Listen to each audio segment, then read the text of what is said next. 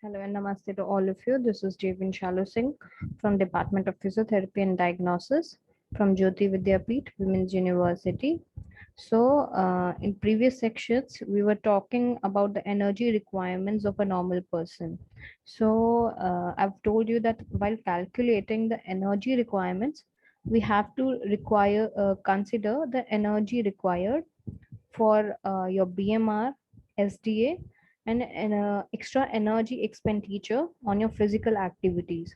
So I've already told you about BMR. So what was BMR, what was RMR, and how do you measure BMR? And there were several factors which affect your BMR. So, and also the normal values which are fixed for BMR. So for men, the BMR values are higher than that of women. So for men, if the normal values lie in 34 to 37 kilocalories per meter square per hour range, and same for women, the values lies between 30 to 35 kilocalories per meter square per hour range. Now, in order to, the round off value which was taken for adult men was fixed to 24 kilocalories per kg body weight per day. Now, after BMR, let's try to focus on what is SDA. SDA can also be said as specific dynamic action.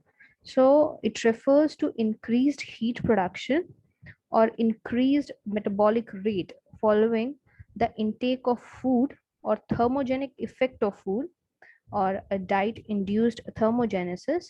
So a part of this is due to expenditure of energy for digestion, absorption, and active transport of products of digestion.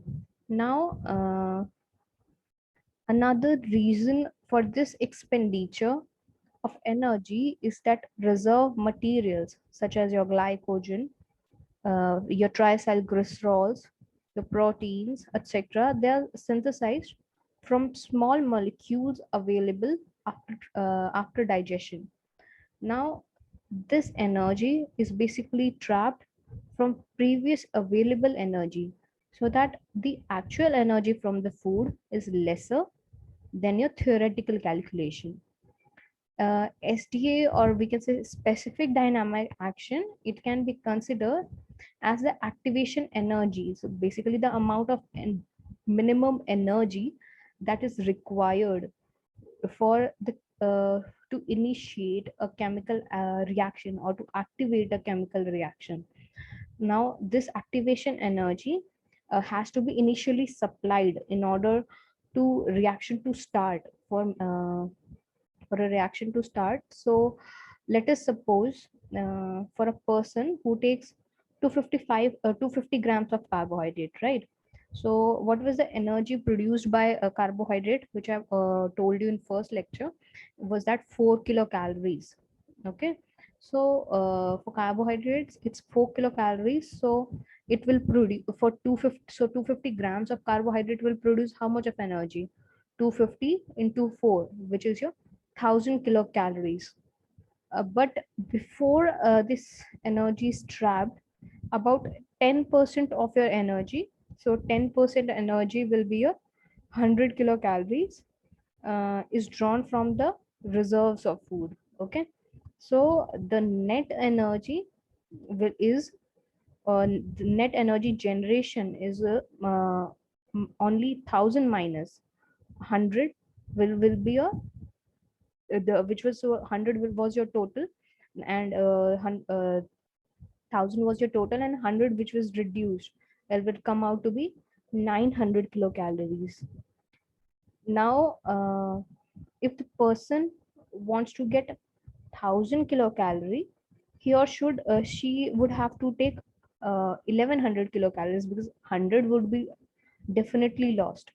So the additional calories which are equivalent to SDA have to be added in diet. So the value of SDA are for protein. Uh, Protein is 30%. For lipids, it's 15%, and for carbohydrates, it's 5%. So that means that out of 100 gram of protein consumed, the energy available for doing work will be only 30% less than the calculated value. Same for the for your lipids. The For 100 grams of lipids, the consume the energy available for doing your useful work is 15% less than the calculated value. But for carbohydrates, it will be just 5% less than the calculated value. Okay, so hence for a mixed diet, if a person is taking mixed diet consisting of carbohydrate, proteins, and lipids, so an extra 10% calories should be provided to account for loss of energy as SDA.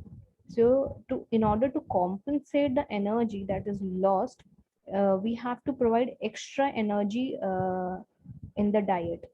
Now it is common experience that during hot weather or in your summers, following the consumption of protein rich meal, one feels hot and humid for a while. Okay, so the for because proteins, they are releasing more amount of heat, that is 30, almost 30% is getting lost as SDA.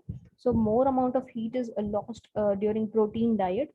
So proteins, that releasing more heat. So once you have protein diet, will feel more hot and humid for a while. And on the other hand, if you have a lipid rich diet, the heat produced will be lesser than your protein. And on the other hand, if you have carbohydrate diet, it will be even less. But same condition will be vice versa in case of your uh, cold weather. So in cold weather, if you have protein diet, due to the amount of heat produced, you'll feel more comfortable than your summers. So this is all about SDA, or specific dynamic action. So until then, if you have any issues regarding the topic, you can ask me. And until then, take care and goodbye.